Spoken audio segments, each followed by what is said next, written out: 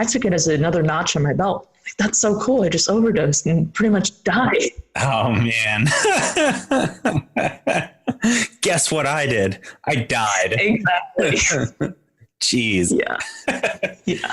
It is insane. But from really there on, it didn't get any better.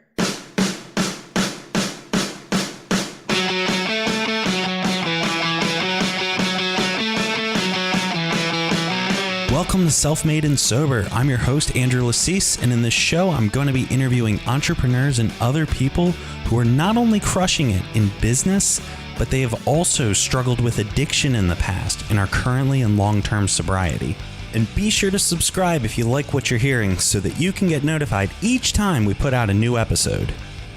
With me today is Skylar Winepol from her company, Incredible Foresight, or the project that she's starting called the Adoption Project.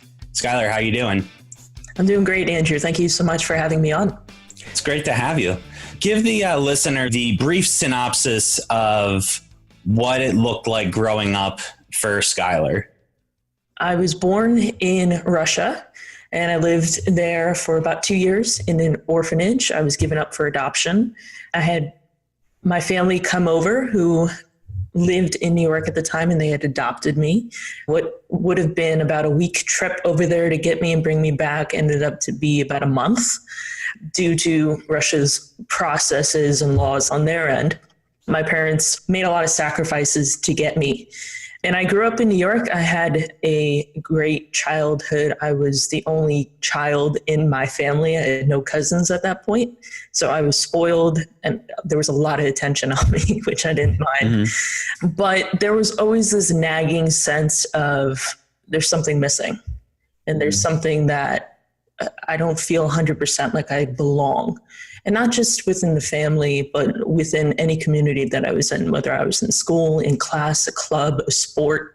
There was always that sense of that I was different. I know they talk about that in the recovery community a lot. And I think that had a huge part to do with my adoption and the effects that adoption really played within my life and still does from time to time based off of coping mechanisms, just the relationships I have with people. So I came down to Florida for middle school and high school and college. Within that time, my mom had developed breast cancer.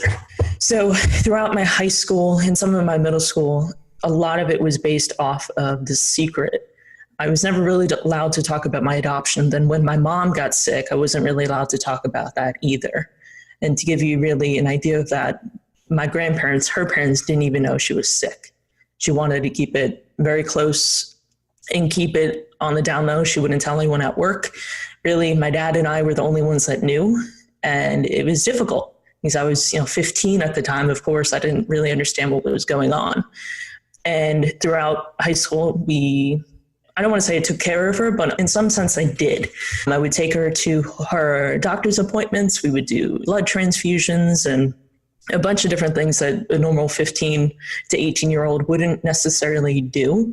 So it was definitely traumatic on some sense. It played into my control factor. And I think that has a lot to do with who I am today and just the fact that having control over something that I really don't have control over, but that mindset and that belief that I did, that I can make that change, that I can be that hero child that people talk about, it didn't really play out that way. And it took a huge hit on me later on.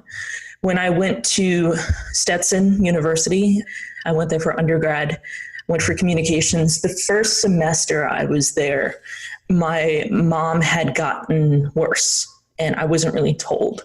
So Thanksgiving came around, my family from New York, my aunt, her sister, my grandparents, my cousins at the time, they all came down to have Thanksgiving with us.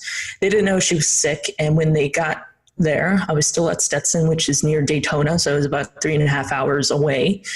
When they got to the house, they saw the condition she was in and they had to call the ambulance. They took her to the hospital, and my aunt came up and got me from college and pretty much told me that she had lost her battle. And I didn't understand what that meant. And it was very blatant. And I was kind of in shock too. I'm like, what are you talking about? That doesn't make sense. Like, she's been like this before. She's fine. We'll get over it. You know, she'll come through. She just needs another transfusion. She just needs this. She needs that. We got to the hospital and she was definitely in bad shape. And I was definitely in denial and shock, and it only really took a few days, but I was definitely in denial and shock. And I would tell my grandparents who were staying in the hospital, and they would talk about her like she was already gone. And she's lying in bed upstairs. I'm like, why are you talking about her like she's already gone? And it got me very upset, but I was definitely in denial and shock. And Thanksgiving Day came around, and it was 2:30 in the morning, and she had passed. And I knew that she knew she wasn't going to make it out this time. So that played a huge part in my soon-to-be addiction, soon-to-be, mental health crisis, and everything that came from it. In high school, I believe it was 10th grade. I was about 15 years old. I remember hitting this metaphorical brick wall, and it felt like just time stopped. I'm not sure if you know much about the mental health community, but anyone really under 18 years old, you can't diagnose. But I'm pretty sure I had experienced my first bout of depression. I quit everything, all the clubs, all the sports, everything that I was in. I was just miserable. And what actually got me through that year and the coming years was music. I started a band. I was playing with friends. I play guitar and bass. Recently, I started doing more production. That's really what was my saving grace in high school, to kind of get away from the seriousness of my mom's sickness, but also mental health crisis that was starting to form. And when my mom had passed, and I was still in shock. I was in denial. That Thanksgiving day, she had passed in the morning. So that Thanksgiving day, I went to brunch with my grandparents, and we were at this local hotel that served Thanksgiving brunch, and they had served champagne.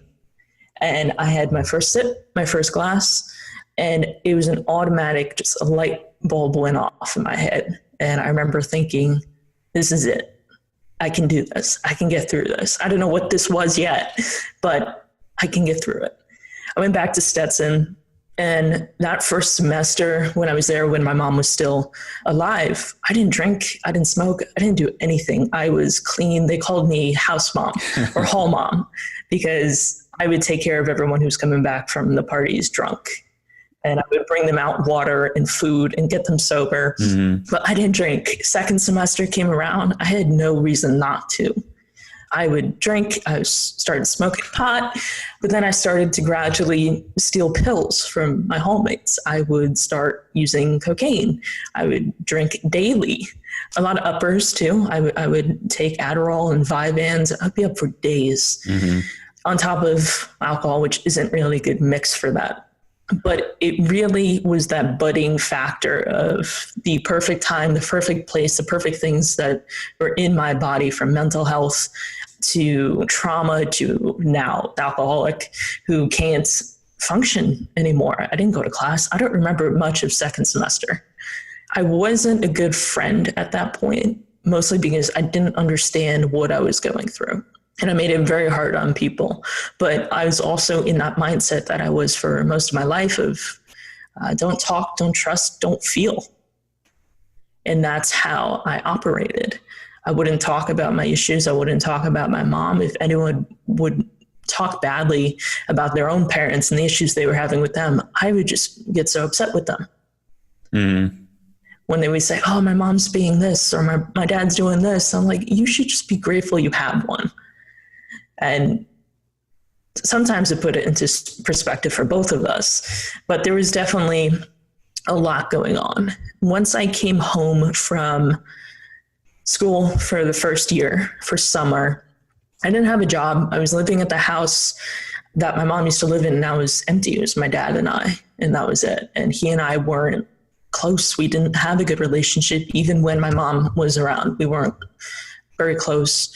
And it just made it worse because I was dealing with addiction and trauma from it. And he was too, not necessarily addiction, but he was trying to find different ways to cope.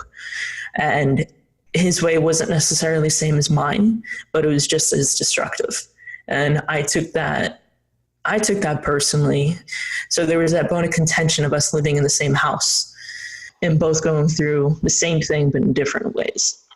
And that summer was rough. I was working at a camp at the high school that I went to, and I was consistently and constantly under the influence of whatever I could get my hands on. And my addiction really lasted for about 2 years. It doesn't sound like a lot, but my mentality behind it is it took 2 years to get very bad. Mm-hmm. Didn't wait 20 years in order for me to hit that peak and that bottom. That really just, I like to say that I hit bottom so hard I bounced twice. So my addiction really lasted for about 2 years, and I had gotten in touch with an old high school history teacher of mine that I didn't really keep in touch with after graduating. But it was Christmas Eve the following year, and I was home alone where the Christmas tree used to be in my house. And I was drunk and I was crying, and for some reason there was this thought that popped in my head and said, reach out to Miss G. Miss G was my high school history teacher. I hadn't spoken to her in years. And I've Facebook messaged her, just pretty much wishing her a Merry Christmas. Next day she messages me back and she's like, oh, thank you so much. And we ended up meeting at Starbucks. She had known that my mom had passed and she didn't keep in touch with me, so she didn't understand what has gone on since. So I met with her at Starbucks and I kind of told her a little bit about what I was doing between the drinking, between the drugs, between being just promiscuous in that sense. And she was very open and she listened. And throughout, the next few years, she has been and would be a huge influence on my recovery, but also just in life in general. And at Starbucks that day, she had suggested that I talked to her brother, who was in town for the holidays, who had also been sober. Her brother ended up being Steve-O from Jackass. So he influenced me into going to my first 12-step meeting. We went that night, and I was still very much under the influence, so I didn't really remember exactly what they were talking about, but I know it was very heavy on God. And I had no conception of what that meant and how that affected where I was currently. I was not ready to get sober.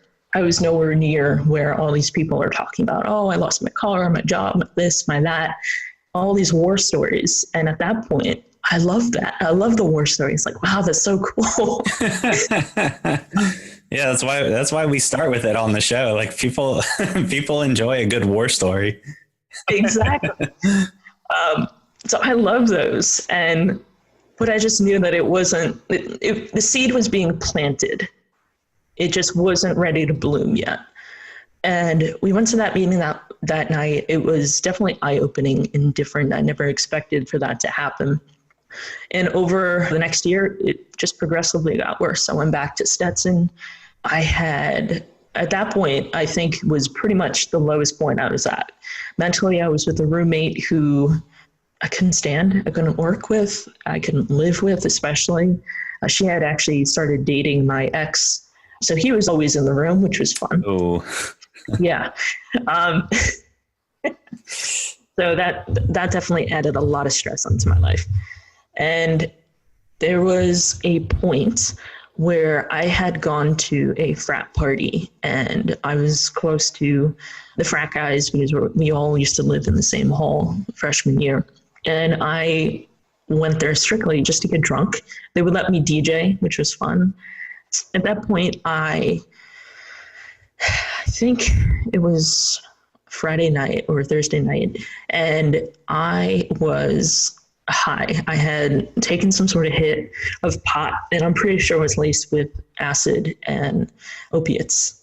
So I just completely, I don't know, it was like a different dimension, and I was just a wreck. And they brought me back home to my dorm, which was a renovated motel room, which was kind of depressing. And yes, everyone's college experience is just some garbage prison cell with a roommate. But it makes a better story to say that, you pretty much overdosed in a motel room. Yeah, exactly. So that's what ended up happening that night. I went back to the dorm. I was completely out of my mind. And I remember lying on the bed, and my breathing got really shallow, got really slow and shallow, and I wasn't fighting it. And I remember thinking to myself, I'm ready. And I had ended up overdosing that night based off of, the alcohol and everything I had in my system.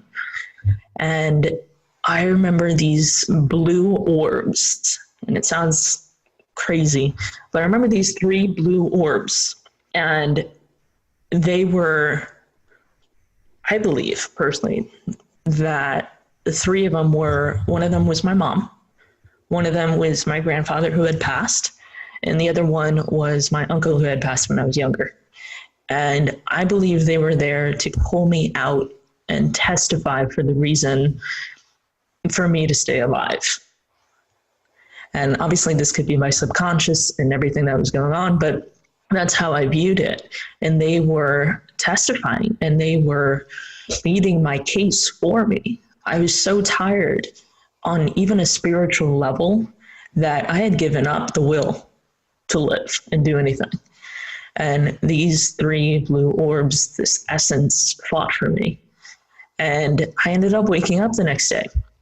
And instead of being fearful or amazed by what happened, I took it as another notch on my belt. That's so cool. I just overdosed and pretty much died. Oh, man. Guess what I did? Exactly. I died. Jeez. Yeah. Yeah. It was insane. But from really there on, it didn't get any better. And I like to consider myself more of a blender. I was notorious for putting like beer and whiskey and vodka all in the same cup and chugging it. And it tasted absolutely awful. But I would do it because at that point I was blacked out and I just wanted to keep going and keep numbing myself. And on the other side of it too, I was kind of a contradictory, because since going to that meeting with Steve-O, I started going to meetings up in DeLand, and it's a very small town. The meeting was right across the street from the renovated motel. And I would go there Wednesday night, 8:00, I would just disappear. I would go high and drunk, and I'm sure I'm not the only one. I know I'm not the only one that did that. Yeah, I don't know about at that particular spot, but I attended a 12-step meeting, the first one, extremely drunk. And I remember my friends, it was my roommate and my best friend at the time. We had a Twitter, and I guess the handle's still there, and it's at You're a Drunk. And what we would do is we would document every time something happened in our lives that were a result of us being wasted. And one of the ones in there, I'm almost positive, and it's probably still in there, and this would be 2012. It would say, it's like, we'd always hashtag You're a Drunk, and it's hashtag You're a Drunk if you're about to go to a 12-step meeting and you're wasted. And it's like, yeah, that's pretty accurate. Yeah, so you're not alone in that boat, and I'm sure we're not the only 2 people with that experience. Definitely not. Were you actually trying to get clean at this time, or was it just sort of to save face? It was definitely to save face. I think on some level, I definitely knew I needed to. I just wasn't willing to yet. I didn't understand what they were talking about, having this will or putting my trust into something that to me at the time was imaginary. I could not conceptualize that because I have control issues. It just didn't make sense. For my entire life, I put everything on my own shoulders. And for me to go into this room with a bunch of alcoholics and drunks that I didn't really compare myself to at that point, because I didn't lose everything. I was fortunate. Even today, I'm fortunate that I didn't have to go through an additional 20 years of addiction and alcoholism and just complete debauchery. But at the same time, it got bad very quickly. So there was definitely that sense, and there was that little seed within me that wanted to and knew I needed to, but I just wasn't there yet. So at that point, it was definitely to save face so I can tell my high school history teacher hey, I went to a meeting tonight. And then the next day I would say, oh, I don't know if this is for me. I would go back and forth. And that's part of how I kind of got off a little bit, because my whole ideology at that point was, if I can make someone worry, that means they care about me. So I'm going to make them worry. Wow. That's sick. It's pretty sad. It's very sad. It's very sad. But it was true. It's what worked. But I also lost a lot of friendships that way, because I would have this codependent relationship, but I wouldn't reciprocate it at all.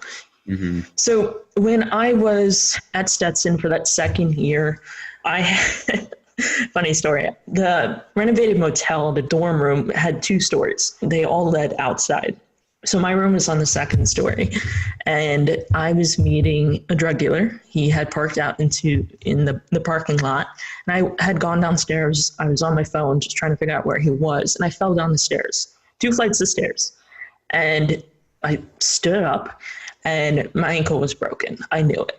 And I went out to his car. It was just weed, but I had gotten it, went back to my room, smoked it, and realized that what he had given me was pretty much just like oregano. It wasn't anything. I'm like, I just broke my ankle for this. Are you kidding me? And it took me months to actually go to the doctor or the hospital to get my ankle checked out. I couldn't take care of myself. I just couldn't on any level. And I dropped out of Stetson. I was living at home with my dad, and I decided that I'm just not going to drink and use. For 60 days, it ended up being that. It was like 62 days. And in May, my grandfather, who I was close with, who lived in New York with my grandparents and cousins at the time, ended up passing away. He had cancer. And instead of being the decent human being, the decent granddaughter of calling or going to the funeral, I decided that this is the perfect opportunity and reason to completely go crazy. And I did. Mm-hmm. It was a perfect reason, perfect excuse, and that's all I was looking for. So I didn't go to his funeral. I stayed here in South Florida, and I met up with a friend from high school who was up to no good, just like myself, and definitely had an issue. And we ended up breaking into various people's houses, close friends of ours that we had pretty much access to, and that we had been close enough to understand where certain things were in their house. A family friend of ours used to sell pot. I had access to their house, and I didn't necessarily break in for the pot. I broke in for the opiates that were in the bathroom counter upstairs, because I knew that's where the good stuff was. And I did it. I went in there. I took that. I went with my friend. We ended up breaking into my high school history teacher's house, even though she'll say it wasn't breaking in. It kind of was. Mm-hmm. And we ended up using the guest room downstairs to use all the drugs and alcohol that we had. We left the place a complete mess. And she was definitely one of the main people who I had to do an honest 4th step with, because she has kids too. And I left the place a mess, and she's been sober. And I left pretty much remnants of everything we had done in that house, and didn't remember it. I was pretty much blacked out for 2 or 3 weeks straight, because at that point I was on medication from a psychiatrist, but I was also drinking and using on top of it. It was rough. And when I say 2 to 3 weeks, I don't remember going into detox. Wow. I remember pretty much browning out, blacking out, but browning out. Yeah. Yeah. My sister coined that term, at least in our area. So I know exactly what you're talking about. Why don't you explain what browning out is for those who may not be as privy? I love that term, by the way. It's great. Well, compared to blacking out, where you have really no conscious memory for a certain amount of time, browning out is going back into unconsciousness and consciousness at the same time. So you're not quite at the point where you're completely, excuse my language, but fucked up, but you're at the point where you're right on the cusp of just complete unconsciousness. So you're out of control, but like you kind of remember it, but you don't really remember it. But then Exactly. like the next day you might see clues, and then it's like that's right. Yeah. I was doing that, as opposed to the blackout where if you saw those clues, it would be what happened. Exactly. That's I was brownout champ 2005 through 2013. Oh man. That's pretty much what happened. I was browning out, and those 2 to 3 weeks was complete blackout. Towards the end of it, it was definitely browning out, where I remember being at home and my dad was home and I had gone to him. I was at this place of just the will to do anything. Like years prior, it was just not there. I was ready to give up. It's when you're just ready and you're giving up and you're tired of fighting, you're tired of running. And I went to him and I said, I have a problem. And mind you, I lived with him for most of my life and then through addiction for 2.5 years, and he didn't notice anything. Wow. His way of dealing with things was to be in denial about it, whereas mine was I had to go head into it, head first, and figure out, what can I do? How do I make this stop? How do I not feel this? How do I not remember this? That was my main goal. How do I not remember this? Because I don't want to remember being in the hospital with my mom, watching her take her final breaths. I didn't want to remember that. I didn't want to think about it. I didn't want to see it when I slept. And how do I get rid of that? And alcohol and drugs were the perfect excuse and the perfect reason. And once I told my dad that I needed help, he had gotten in touch with my high school history teacher, and she had told him everything I was doing. But, I had just given up. I had given up the control and the reins and everything to my life. Of course, he was upset and he was frightened, but he ended up being a huge help in me finding recovery and helping me get into a treatment center. In South Florida, there's no shortage of treatment centers or recovery groups. Yeah, throw a rock, you'll find one. Exactly. So I was able to go to Transformations Treatment Center in Delray. I was so relieved, not just because I was away from drugs and alcohol, but because I was away from my dad. And I hate saying that, but because of our tortured and tumultuous relationship, it was just a break for 30 days. I loved it. Mm-hmm. Once those 30 days came to an end, and a lot happened within those 30 days. I started to meet and find other people who had gone through similar things. A lot of people had very different stories than me. And that's really where I started to realize that it's not about comparing, it's about relating. Mm-hmm. You're not comparing your story and what you did and these war stories that we're talking about to someone else's or to my own. There's no scale of, I'm a better addict than you. Right. Well, I mean, when you actually understand recovery, then you understand that. But I know for some people, when you're starting off, it is you did that. Well, guess what I did? But you have like the championship move, because you can say, I died. Exactly. So you beat but that doesn't even beat everyone, because there's plenty of people, as crazy as that sounds, there are plenty of people who have died that are still alive. Mm-hmm. So that you've only died once. I mean, you're still beating most people, like 99%, but I know some people that have died more than once. So probably don't want to go back there though, huh? No, I think I'm out of the game for now. Yeah. So you go to treatment for 30 days. Is this where your current sobriety date is, or what's the future look like after you get out? Yeah, it was my first treatment center. It was my first detox. I've been sober since May 21st, 2015. Luckily, I haven't had to go back, but I learned a lot in there. A lot of the terminology, like the books that we read and the different recovery groups and the communities that are formed around this similar issue and this similar mentality of addiction and alcoholism and mental health especially, it was eye-opening to me that other people were going through the same things, because I lived a lot of my life and part of my life in secret. I wasn't able to talk about anything. I wasn't able to talk about adoption. I was strictly told not to. They wanted for people to believe that I was theirs. And I was, and I still am. But there's also that part of my story and part of me who's been missing for 24 years now. Mm-hmm. Same thing with addiction. I didn't talk about it. I didn't think that it was something you can talk about.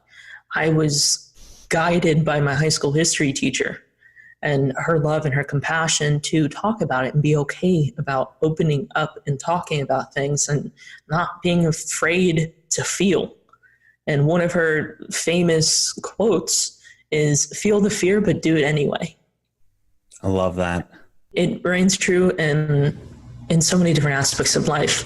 And towards the end of 30 days of going to treatment, I was so fearful of leaving.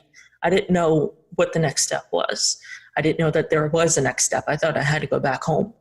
And I just got off of, years worth of alcohol and drugs. And now you're telling me I have to go back to the same place where I used it and have to live with someone who I didn't see eye to eye with.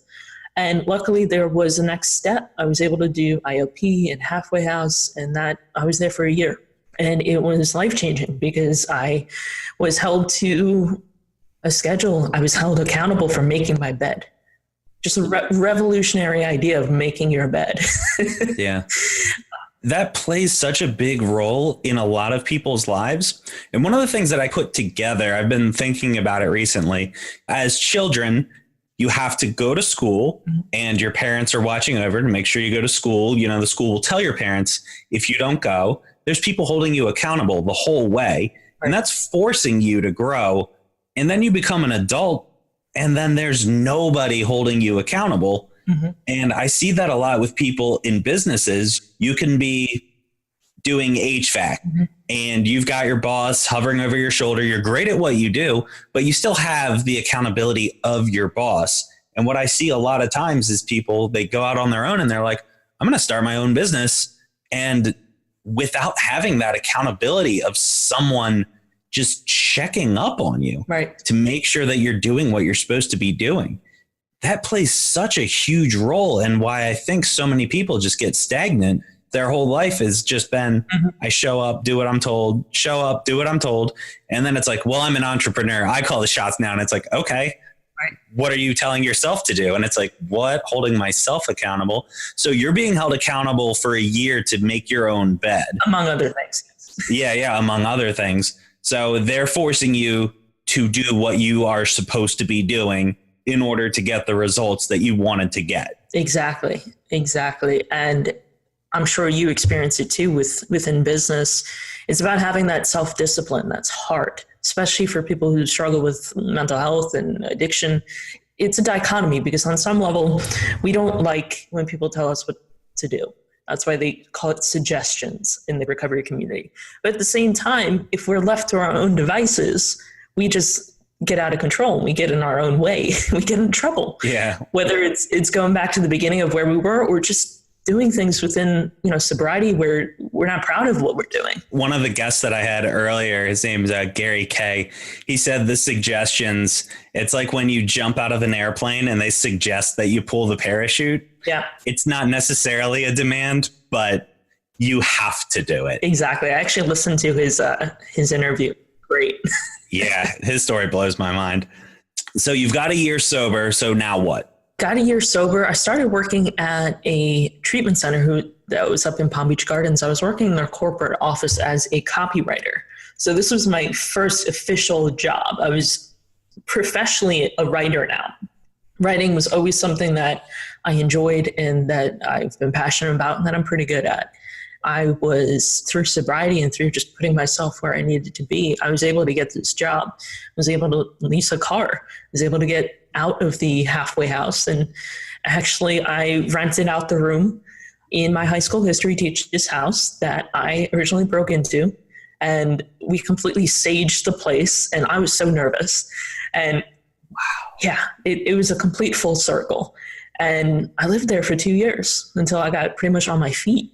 From working at that company, I was within the marketing department. And that's how I got my feet in the door.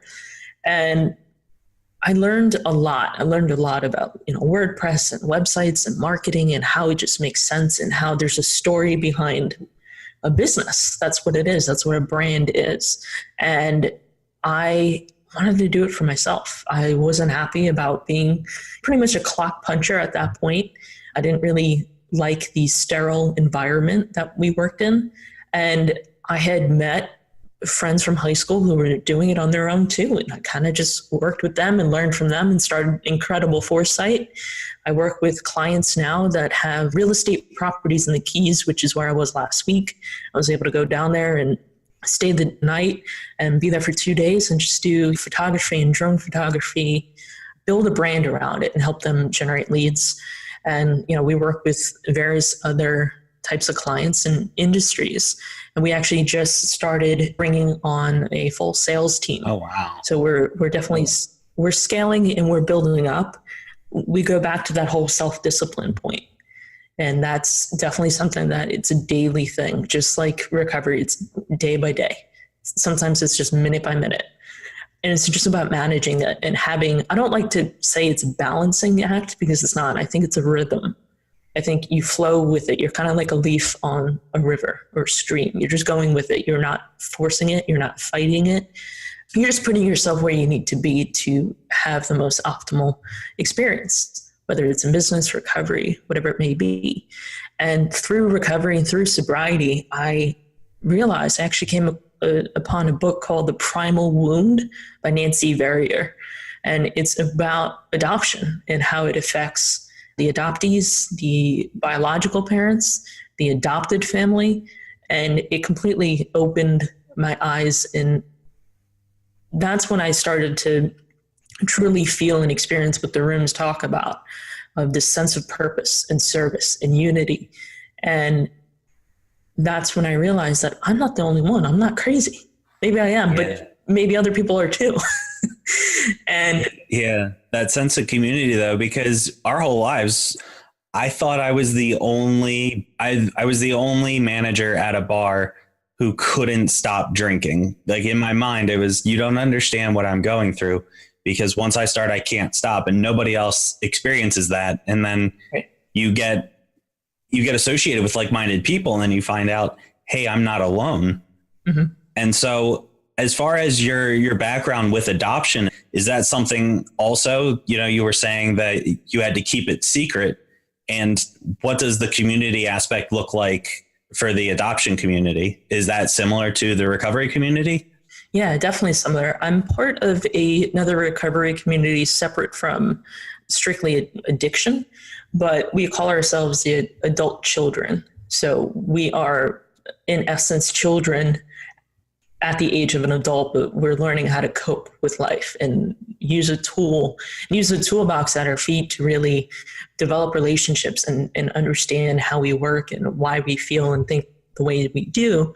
And it plays a huge part in the adoption community that I'm slowly but gradually building around the idea that, like you said, we're not alone. The community, I'm actually working on a few things for it. I am working on a adoption docuseries.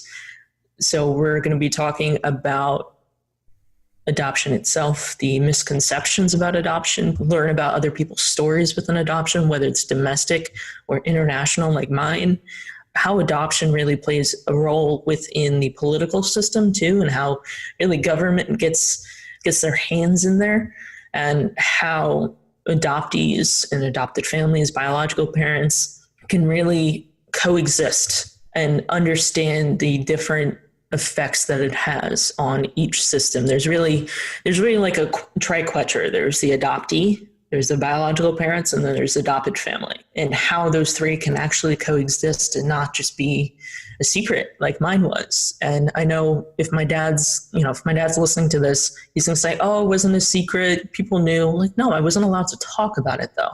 There's a difference. They might have noticed that I was a little bit taller than my parents, but I wasn't allowed to actually say, there was 2 years of my life that I don't remember that played an integral part of how I build relationships and why my relationship with my mother was so codependent. It's because I was so afraid of being abandoned that I would do anything to hold on to them. And that played a huge role and still does at times in just functioning in life.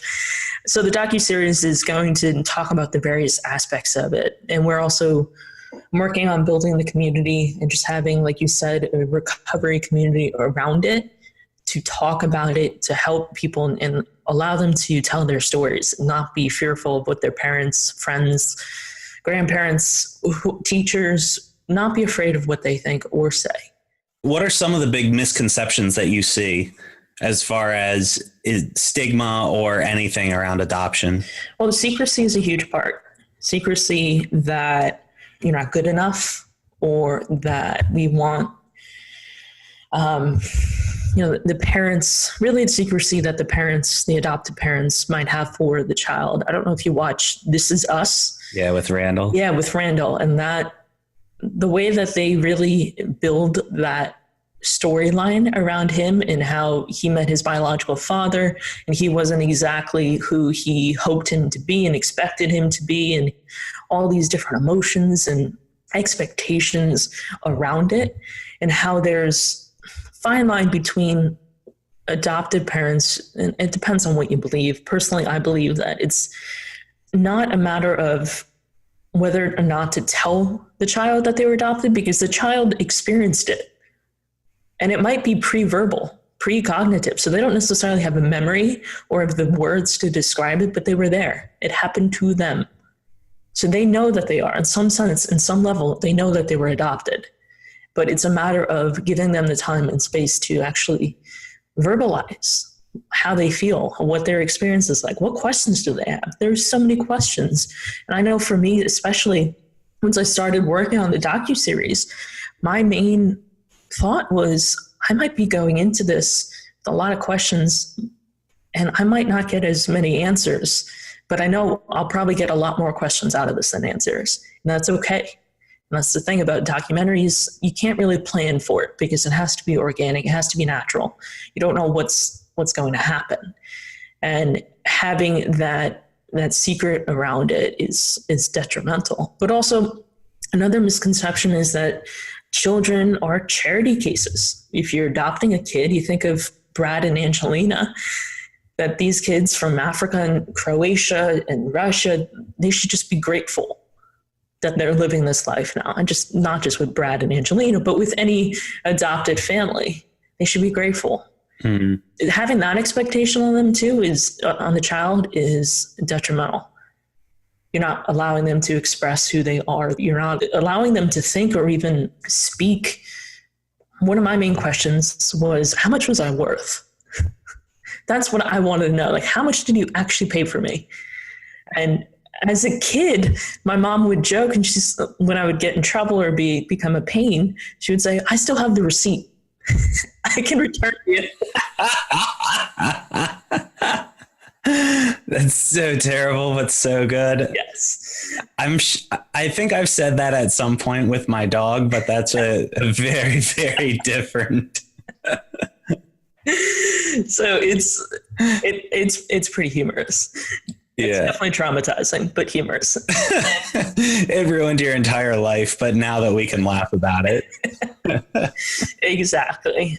But recovery and sobriety has really given me the place and the space to realize all this. On some level, I've always known this. That's why it resonates so true with me.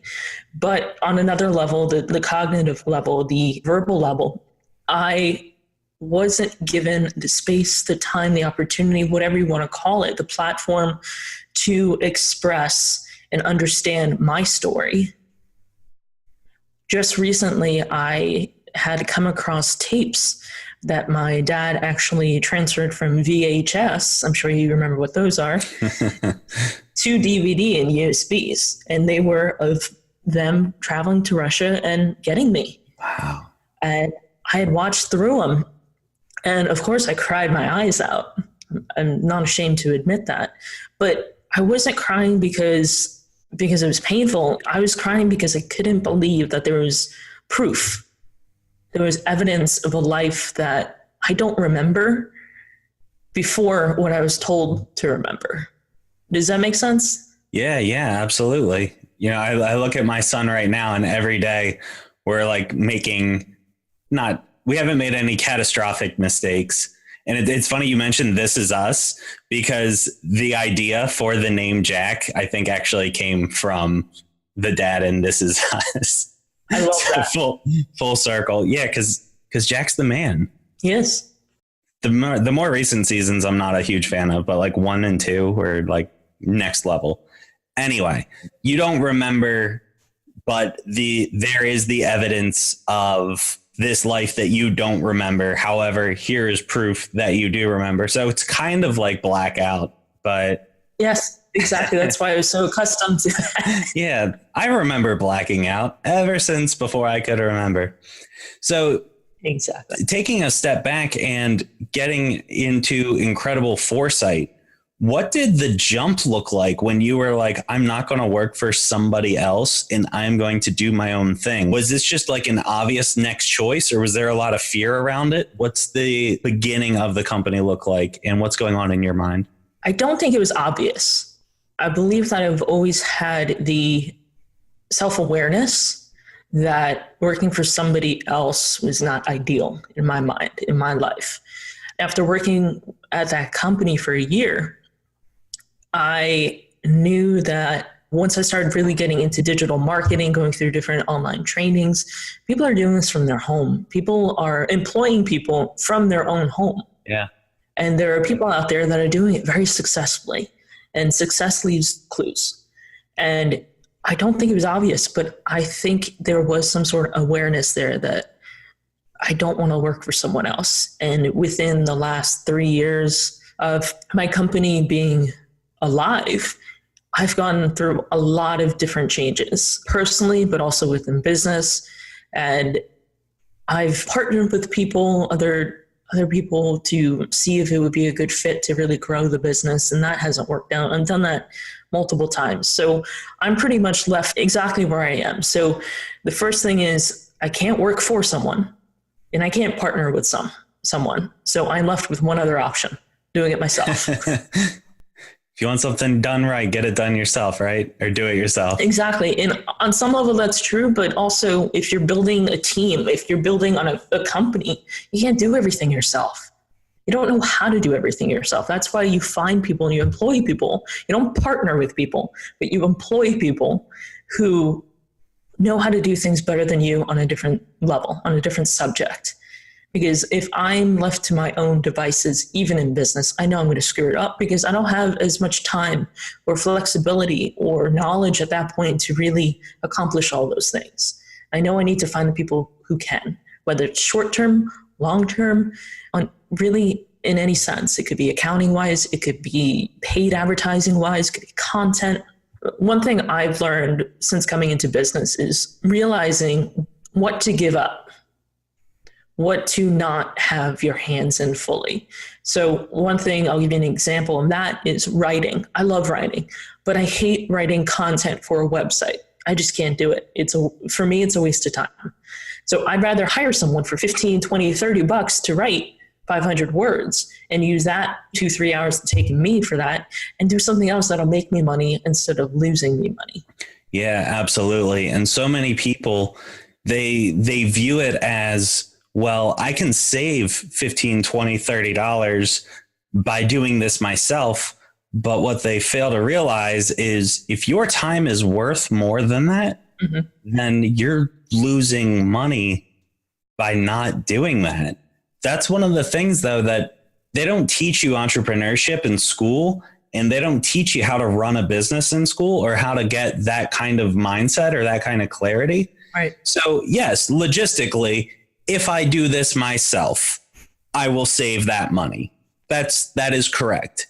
But they don't look at the opportunity cost of what if instead of spending that time doing this thing that's not going to generate money, or it's part of the bigger plan, because content, it's part of the marketing structure, but it's not the end all be all. It's not this 500 word blog.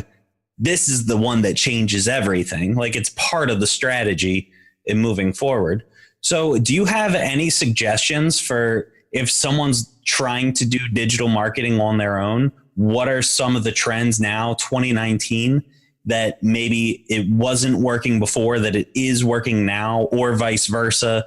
I know when I first started business when I was in high school, keyword stuffing was all we did. So if you want to rank number one, I had a CD duplication company. So if we wanted to rank number one for CD duplication, here is the article called How CD Duplication is the Best CD Duplication for CD Duplication. And every sentence had CD duplication in it 700 times. There's a saturation of like 80% of the words were CD duplication. It worked.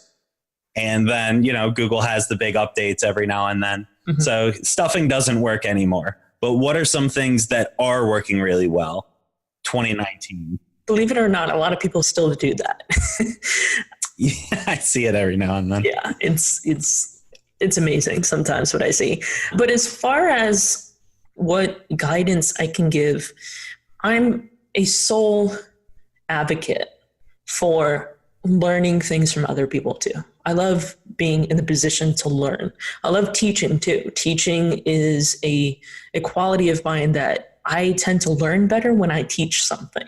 I'm learning it twice because one's going in, the other one's going out. Absolutely. And I love watching like Gary Vaynerchuk. I love his videos and his advice. He's definitely aware and self-aware with what's worked for him and how to really reach the young entrepreneurs and business owners. So I love watching his stuff, but if you want to strictly get into digital marketing, finding online trainings, reading articles, join Facebook groups specifically for digital marketing and different trainings that you can get online are so vital and so important because people are on there daily, more than once a day, posting updates about Google's algorithm, about content, about how to get more reviews, how to do Google My Business, how to do Facebook ads.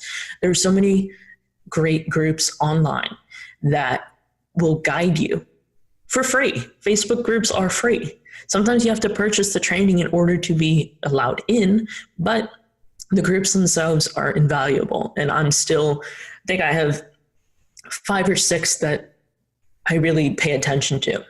So those are a huge help, but reading as much as you can on it, whether it's online articles, blogs, asking people, reaching out to other digital marketing companies. That's what I've done in the past 3 years. I've reached out to other marketing companies and I've learned from them. I've gone into office with them and at different points I worked for them to understand their operations, understand how they are generating leads for themselves. How are they getting clients? What clients are they getting? How can I do that for myself?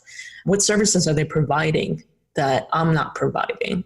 How are they generating leads for their clients? Are they generating leads? Are they able to track it? Are they able to measure it? Believe it or not, there are a lot of companies in South Florida that don't do that. Yeah.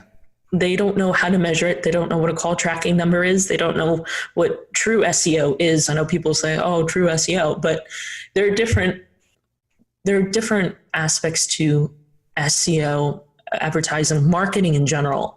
Personally, I love marketing because I love the stories behind it. I'm a writer, so I love to understand the brand behind it, like Nike, McDonald's, believe it or not. Even though I don't like eating there, the story behind it is incredible. And how they were able to really build something, but have it manageable so they can measure it. And that's a huge quote that I love. If you can manage it, you can measure it. Yeah. That way you know what you're wasting your time on and what you're not. There are so many things out there. There's so many resources today. In today's age, in the information age, there's so much out there. You can learn this. You can do Amazon Marketplace. You can do product advertising. You can become an influencer, where an influencer 5 years ago was kind of a joke. You just send them free gear and they do a video about it, or Instagram or whatever. Now it's a legitimate business. You will have to pay an influencer if they have some sort of following, a good portion of money or some sort of barter, where it's a legitimate business nowadays. And that's where everything's going. That's why Amazon is hiring influencers to promote their products. And we're at the point where online, internet, everything is based off of our convenience. I don't know if you've seen that image of the evolution of like the chimpanzee and then the gorilla, and then you have towards the end of it like a person sitting in a chair at a desk. That's where we're at evolution-wise. We're convenient. We want to be convenienced. If we're inconvenienced, then we want nothing to do with it.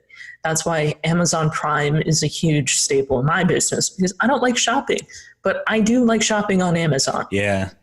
Amazon is so great. And it's crazy to think too, just with their business model. And it was a few months ago, but Jeff Bezos had basically given like the State of the Union address at Amazon, said, we're eventually going to go out of business. Where they're at right now, they are the undisputed champs of online.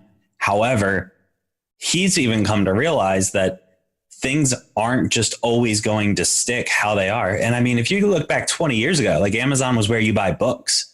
Right. And I don't recall even when the shift happened, where I guess the first time where someone was like, oh yeah, you can buy other things on Amazon too.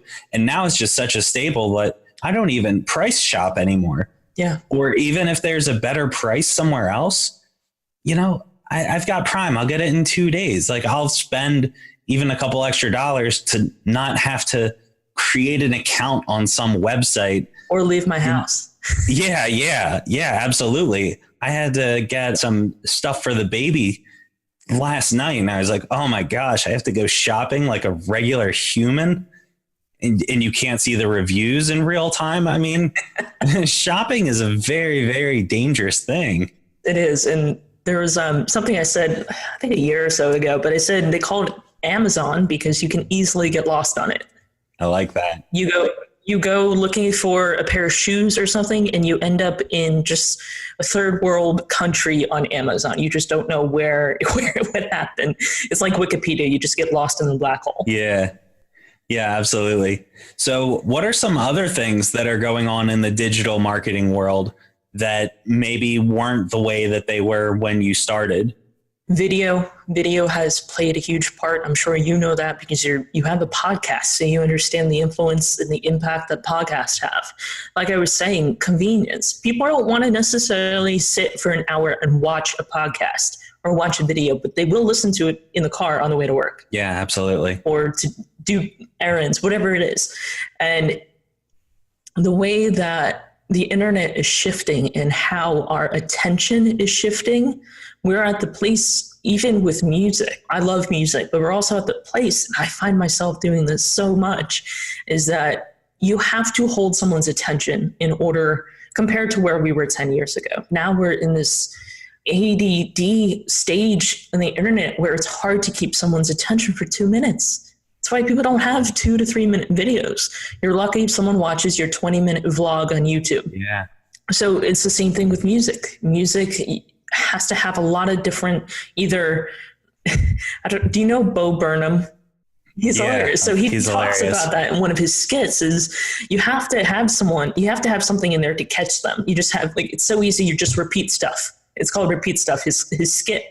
And that's all it is. You just have to have it repeatable. Don't get too complicated. Don't bore us. Just tell us what we want to hear.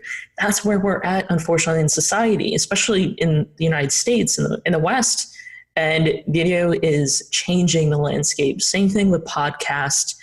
I honestly wouldn't be surprised if VR turns into a whole new world, literally. That you won't have to, at that point, leave your house to do anything. Yeah, literally. Virtually, you're anywhere you want to be. It's kind of like, what was the movie that just came out? Yeah. Ready Player One. Same thing with Black Mirror. Like, these things they're not necessarily satirical. These are pointing to where we're headed as a society. Mm-hmm. It's just insane what this imaginary world, which is what the internet is doing. And how it's building businesses, how it's taking down businesses that aren't online. Yeah. I come across that with various clients who don't understand the importance of having a website because they have a family store owned for 50 years. They never had to have a website. And that's their methodology of why they don't want to go into the digital landscape. It's because we've been doing this for 50 years. Okay, but you're going out of business. It's hard for me and for my company, and something I'm teaching my sales team is to understand their mentality and where they are in their story. Yeah. Instead of just going in there and being like a hard closer, you want to understand who they are. You want to understand their operations. You want to understand things that other marketing companies won't ask them. Some companies will just go in there. Okay, what do you need? All right, let's do it. Where's the check? Whereas my company, we want to get behind the cash register with these companies. We want to understand how they work, because if they're not happy, we're not happy. We are a partner. And in order for these companies and these businesses, especially brick and mortar businesses, if they're not online, if they don't have a product to sell and they're not on Amazon or Shopify or something, then they are putting themselves at a disadvantage, and it's up to us to help educate them. Whether or not they sign up with this, I'm not solely for getting someone's check. To educate them is a huge part. Like I was saying before, I love learning, but I also love teaching. If I can plant that seed, same thing with recovery. If I can plant that seed and eventually they come around, they eventually understand, even if they go with another company, I'm okay with that. I don't want to see businesses fail. I want to help them succeed. And it can be at any point in the sales process. It could be at any point where they currently are within their business. And frankly, if you're not online, if you don't have some sort of digital presence, even if it's just a Facebook page, then you're putting yourself at a huge disadvantage. And your competitors are definitely seeing that. They know that. Yeah, I wouldn't even say that it's a disadvantage. I'd say you are choosing to go out of business. And exactly. That's one of the things Gary Vaynerchuk talks about too. He hits on a lot of, it doesn't matter that you don't like Instagram. That's where the people are. So whether or not you like it, that's irrelevant. I don't like taxes. It's irrelevant. It doesn't matter how I feel about it. It's part of running a business. And I can elect not to pay them, and I'll eventually deal with the consequences of it. But just because I don't necessarily like it or understand it, that doesn't make it something that is just optional, especially at this day and age. And that's why what you're doing is providing so much value, because a lot of those companies that have been around for a while, I know for myself, I was meeting with a guy the other day and we're looking at his website, and I was like, okay, well, what are your goals with this? He's like, I just need one. And I was like, well, I guess you're right. His website, it did exactly that. He needed one and he had one. And that's what it had accomplished.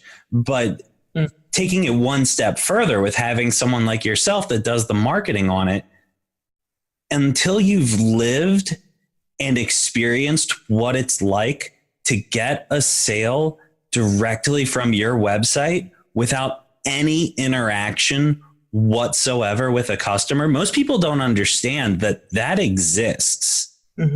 And why would they until they've experienced it? But I know for myself, I remember the first time I got a sale that was not involving me or anyone in my company. Just someone found us online and bought the software, and our company wasn't built in order for that to ever happen. So we thought like a new hire had sold this person and screwed up the checkout, and they did everything wrong, and they didn't capitalize the way that we wanted it to. And there's no record of this person anywhere. And we're like running around. Who is this guy? Who sold him? We're yelling at all the people. Look, there's 3 new people here. Who sold John? Who sold him? And they're like, we're brand new. We don't know. It's like, all right, who's the person that's been here that screwed up? We go over this all the time. And then the guy calls in. He's like, yeah, I bought online. What happens next? And we're like, oh yeah, that can happen. I mean, we have a website. So that can happen. And it's happened plenty of times since then, but it hadn't even crossed my mind that people can just, with effective marketing, our site can sell itself. And I don't have to pay a salesman a commission. Right. I don't have to do any interaction. Obviously, we still have to do fulfillment, but until you've experienced that, the people that have had the 50-year brick and mortar, their sales process is so-and-so walks in and they purchase something. And that's what their experience is. On the other side of it, the person that's only done digital marketing, all they're used to is someone finds us online and the numbers that matter for them are how much the cost per acquisition was and things of that nature. And so I think a lot of it plays into what your experience is, but a lot of what you said, with having that willingness to have somebody who can show you exactly what needs to get done, whether or not you believe in gravity, it's going to happen. Whether or not you believe in digital marketing, Facebook, Instagram, Snapchat, what have you, whether or not you believe in it, your buyers are there. And if you're not capturing their attention, somebody else is. And it's just incredible, though, because there is reluctance to it, especially with people that have, it worked this way for so long. Why doesn't it continue to work? And one of those quotes, Susan Solovich wrote this book called The 1% Rule. And her book, basically, it talks about if it isn't broke, break it and fix it, because it's going to be broken. It's just a matter of time. Okay. And if you stay stagnant, you will go out of business. And, it's the countless case studies. Look at Sears, Radio Shack. Sears was the Amazon of 30 years ago. Sears was untouchable. Sears is a joke now, but Sears used to be untouchable. Right. And they were ahead of the game, though. I believe they were the first ones to do magazines and mail those out. I think they were the first ones to do it, and they were the pioneers. And then everyone started doing it eventually, but they didn't get into the digital age. Toys R Us. Oh, yeah. They're gone. And it's because they're not seeing the direction that business is going. And just because something used to work a certain way, it doesn't mean that it's bad. But if you just keep banking on things that used to work that clearly aren't working, you're doomed. Nobody's going to start a company this day and age, especially someone, millennial 2030s, and say, I'm not going to do digital marketing. I'm doing it the old fashioned way. No one's brain is saying that, but it's people's experience of this is how we used to do it. And I will just continue doing this until I die. And then I'll blame the economy and I'll blame all these outside forces. But the reality is everything rises and falls on the leadership of the owner, everything. So if the business fails, it's not the economy, it's the owner. And whether it's their reluctance to change or not doing marketing correctly or not having a correct fulfillment process, whatever it is, it's never the outside force's fault, because there are always other businesses that are going to take on those clients. No one's going to do it for you. They can come in, like if my company came into a company and said, okay, this is what you need to do because this is what your competitor over there is doing, we can go in there and we can help educate you. But in order for us to do that, we can't do everything for you. We can't answer the phones for you. We can't do fulfillment. We can't do everything. And if the business owner, really anyone, doesn't even have to apply to business, but no one's going to do it for you. No one can get sober for you. No one can, necessarily get a job for you. You still have to show up. Yeah. You still have to put yourself in that position of being ready and available wherever, whenever. So it's like you said, like we were saying, like, if it's not manageable, you can't measure it. You can't measure it if you can't manage it. Same thing with, I think you went to the 10X down in Miami, right? Yeah. Grant Cardone is still buying out billboards. I'm not saying it doesn't work, but there are some marketing companies down, even in South Florida, where you think we're a little bit more in the modern age, obviously given the retirement community down here, but there are a lot of modern companies down here, but they still want to buy at billboard space. Like you said, the magazines that are shipped to the home, to your home, to your business, I throw those out. I actually use them for my business, but personally I don't use them. But for my business, it's a great lead source. You have this book of people, businesses that are actively advertising. You can call them up and say, hey, I noticed you were in the Boca Inquirer. I don't know, some sort of booklet. And it's a lead generation, because these people are spending money. I mean, that's your target demographic. It's local businesses that are willing to spend money on advertising, and they can't get into it by accident. Right. So it literally is a perfect source of lead generation, because they have pre-qualified themselves. And the great part, since most of the time it's not working, you can say to them, Okay, how is that working? It's not working for you? Well, I've got the solution. And they're pre-qualified. That's a great strategy. And it's, yeah, you don't use it for what they actually intended. Exactly. It's a lead generation. I'm a little bit more of a shark than a minnow.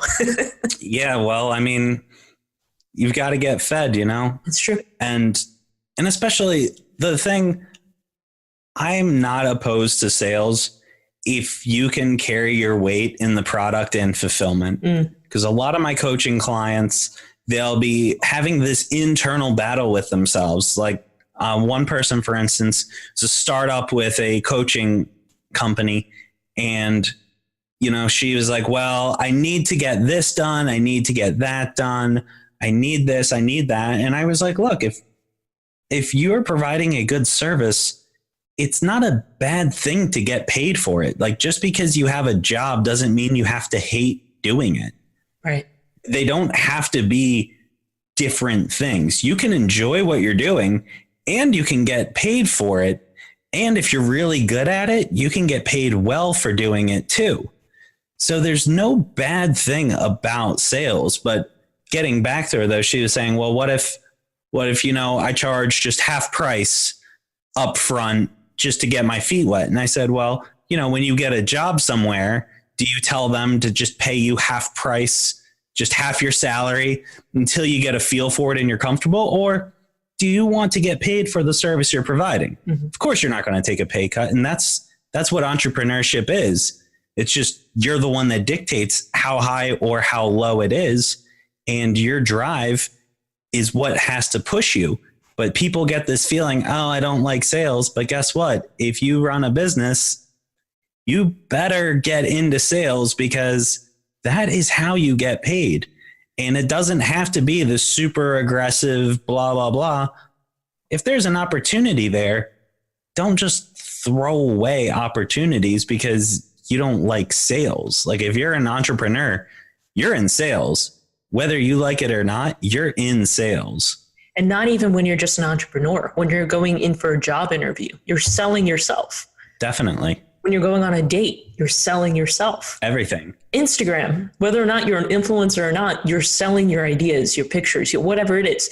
You're selling yourself on so many different levels, but people don't think of it as sales.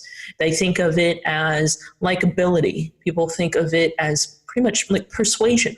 I want you to like me, so I'm going to post this.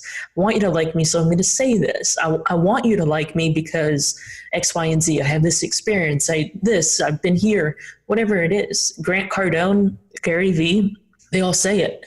Even Warren Buffett. I don't know if you heard of the quote, but Warren Buffett was asked, what is the number one thing that everyone should know when building a fortune? And he didn't say how to invest. He didn't say how to compound interest. He didn't say any of that. He said persuasion. Wow. Persuasion is the number one resource that you need to have in order to do anything, not just to be successful, quote unquote, just to do anything, to find a partner, to start a business, to get a job, anything you have, anything you want, you have to sell yourself. And Grant Cardone also says that either you sell or you be sold. Yeah. And it's very true. And it's kind of one of those things too, where it's like 1 in 3 people is something. So look at the person on your left, look at the person on your right. If it's neither of them, then it's you. And the people that say, no, it's not sell or be sold. You've been sold. Yep. It's very interesting though, because if you're not on the other side of it, then it's very difficult. And I know for myself, I was terrible at sales, but I realized when I started my company that I need to learn how to get money doing this job, because nobody is going to pay me. And if I say to people, I'll do it for free, they will accept it for free. So I need to find my value. I need to find my worth. Mm-hmm. And then, as I was growing the company, it's what am I doing that is not a good use of my time? And I was just very fortunate enough. The first person, maybe he's not the first person, we'll say the fourth person, but the first person who really, really dug in was this guy, Jake, and he was great at sales. And so he took that off my plate. So Jake was way better than I was at sales. So I had no problem giving him a big commission because he was making more money than I would have made. I would pocket more even after paying him. That's when it kind of clicked. It was like, I don't have to do everything in this company, but it's very difficult to let go of the reins. What if he makes a mistake? What if he makes a mistake I wouldn't have made? What if that costs me money? What if all these things? People don't see the other side of it too. What if this works out? And that's one of the big things. I'm sure you run into that with marketing. People say, well, this costs too much money. And it's like, does it cost too much money if it produces 10 times what you're paying for it? If I showed you an ATM and I said, watch this, put in $100, it spits out 1,000. Watch this. I put in 100, it spits out 1,000. You're not sitting there saying, I don't want to give it $100. You see the 1,000 happening. And obviously it's not as black and white and easy as that. But at the same time, that's what people need to understand when it comes to digital marketing is this isn't an expense. It's an investment. It's not like going to the casino and putting in $100 and walking away in debt. Right. We're a better bet than a casino for sure. Absolutely. Especially when we've run into people where we have proven results for other companies in the same field. And they're like, oh, well, I don't know. And it's like, what don't you know about? I'm literally going to copy paste, change a couple things here and there, but you're going to get comparable results with a track record. What's there to lose? But people focus so much on how much something costs versus how much value that it can bring. What I've also noticed in my experience is their objections aren't necessarily price-wise. It's about trust. If I'm getting a lot of objections, it's not because of I'm not bringing value. Sometimes it might be because they don't understand the reason or the purpose behind what we do. And sometimes I have to readjust how I'm explaining it. But most of the time it's trust. Can I trust you? Can I trust you with this money in order for you to get these results for me? On some level, they are trusting us with their business. And that's frightening. And I know for myself too, I've been coached before and I've been frightened because I don't know about the feedback I'm going to get. I've been doing this for so many years and blah, blah, blah. It's the same thing, the same mindset these other business owners, these clients have. I've been doing it for 25 years and you're going to come in here and tell me I need to change everything. Who are you? But even to go back to the sales aspect of it, there's what I've learned especially is that either you're building a business, you're working on your business, or you're working in your business. When I'm the only one doing something, I don't have the trust or people on board to help me and help manage that. I'm working in my business. I just gave myself a job. Yeah. I don't want that. Another thing regarding the sales is even in, I don't know if you can relate to this, but even in addiction, we're selling ourselves. We're selling ourselves to find what we need. We're selling ourselves to the cops that stop us. We're selling ourselves to get out of trouble. We're selling ourselves in recovery. I love that. The first year I was in recovery, when I had gotten into the halfway house, I said to myself, okay, I'm giving myself 1 year. 1 year, I'm going to do all the suggestions, take all the suggestions, do the work, show up where I need to show up for 1 year. If I'm not satisfied, if I'm not happy, if I didn't get anything out of this, then I can go back to exactly where I was. Yeah, your misery is refunded. Exactly. And I gave myself that year. I had to sell myself and do the work that followed. And I've been sober for almost 4 years. That's incredible. It's insane, but on any level that we're in, whether it's in addiction, whether it's in recovery, whether it's in business, there's always sales involved. People don't like it. People think it's a dirty word because you think of sales, you think of sleazy salesmen. I've worked with them. They suck. Yeah. You can't trust them sometimes, and it sucks because you know that they're good at what they do, but how they do it might not be morally or ethically correct. And you only get one reputation. That's what I've also learned. That's a huge takeaway from owning my own business is you can get as much money as you want, but you only have one reputation. You can't buy it. So there's, I would say that the most influential books I've read regarding business and life in general, I love The Thank You Economy by Gary Vee. I don't know if you've read that. Think and Grow Rich. No, I haven't. Love Think and Grow Rich. Primal Wound, which isn't really business related, but it is adoption related. So anyone listening that is interested in that, Nancy Verrier is the author's name, but also John Maxwell. I love his leadership books. That's a huge aspect in building not only a business, but building a community, building a community even within the business. How do you relate to people? How do you speak with them? What are the best ways to influence people and influence yourself enough to do what you need to do? Or how do you speak to someone? Or how do you just various different leadership skills and tactics and ideas behind it. So I love John Maxwell. He's great. I'm actually starting a mastermind in my company over on our lunch break. We're doing a mastermind on the 15 invaluable laws of growth. And we just finished last week the 21 irrefutable laws of leadership. And so we go through like chapter by chapter and discuss it. And it's really, really cool. And seeing people take those principles and applying them into work in their lives, it's really, really rewarding. So building people up has been a huge part of my journey. And at the John Maxwell convention last year, that was actually what gave me the groundwork to start my coaching company, was based off of everything that was going on there. So I'm a huge, huge fan of John Maxwell. And so Skylar, in wrapping up, do you have any suggestions for people that are on the fence about recovery or entrepreneurship? Any words of wisdom you wish you had when you were going in? Give yourself a chance. That's great.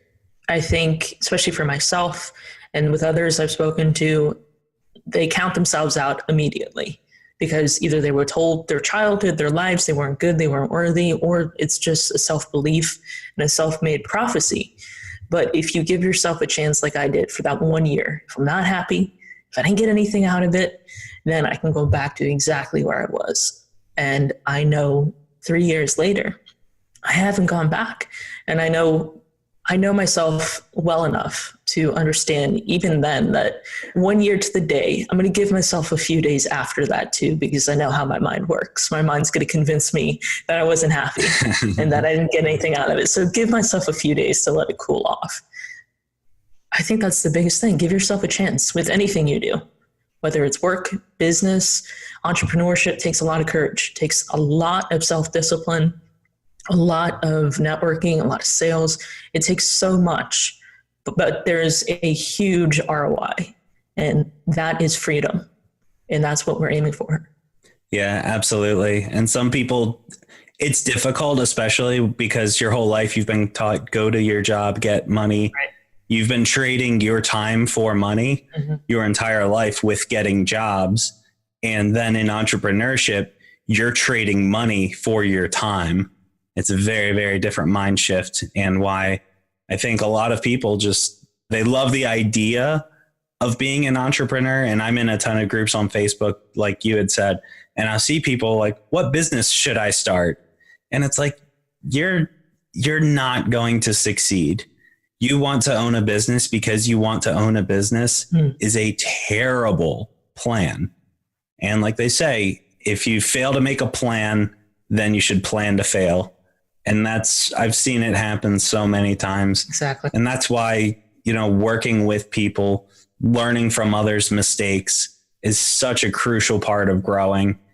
And, I just wanted to thank you so much, Skylar, for being on the show.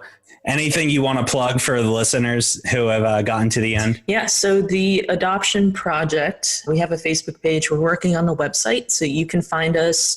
Our website, our domain is theadoptionproject.org. We have a Facebook, we have Instagram, but if you want to follow my company, Incredible Foresight, you can find us on all of those as well, incredibleforesight.com. And Andrew, I just want to say thank you so much for having me on. And it was a pleasure, and I'm excited to see your success as well. Oh, thank you very much, Skylar. It was great talking to you, and thanks everyone for listening. And we'll keep in touch. All right, Skylar. Thank you so much. Hey, this is Andrew, and I just wanted to thank you so much for listening to Self-Made and Sober. As you know, I'm a business coach, and if you're interested in taking your business to the next level, go to lassisecoaching.com/30. That's LASSISE coaching.com/30 and sign up for a free 30-minute business coaching session. I've helped tons of entrepreneurs grow their businesses from pure chaos to 6, 7, and even 8-figure operations. Heck, I even 48x'd my own company from year 1 to year 2, and I know I can do the same for you because I've been there and I want to help. So that's lassisecoaching.com/30. And again, thank you so much for listening to Self-Made and Sober, and be sure to subscribe if you like the episode.